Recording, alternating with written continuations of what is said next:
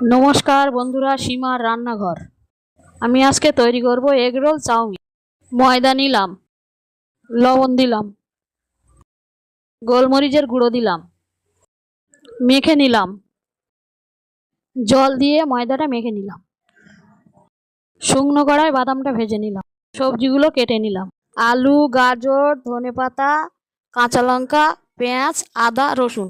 কড়ায় refine তেল দিলাম, রসুন আদা দিলাম, আলু দিলাম, পেঁয়াজ দিলাম, গাজর দিলাম, কাঁচা লঙ্কা দিলাম, সবজিগুলো ভেজে নিলাম।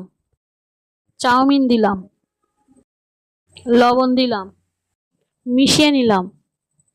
ভেজে রাখা বাদাম দিলাম, ধনেপাতা, ভালো করে মিশিয়ে নিলাম। কিছুক্ষণ পরে নামিয়ে নিলাম। চাটুর ওপরে ময়দাটা ভালো করে মেখে নিলাম। ময়দার লেচি কেটে নিলাম।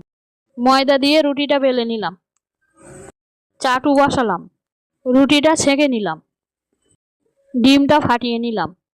চাটুর গায়ে তেল মাখিয়ে ডিমটা দিলাম। উপরে রুটিটা দিয়ে দিলাম। রুটিটা নামিয়ে নিলাম। চাউমিন দিলাম, পেঁয়াজ আর সস দিলাম, কাগজ দিলাম, রোলটা মুড়িয়ে নিলাম, পরিবেশন করে দিলাম।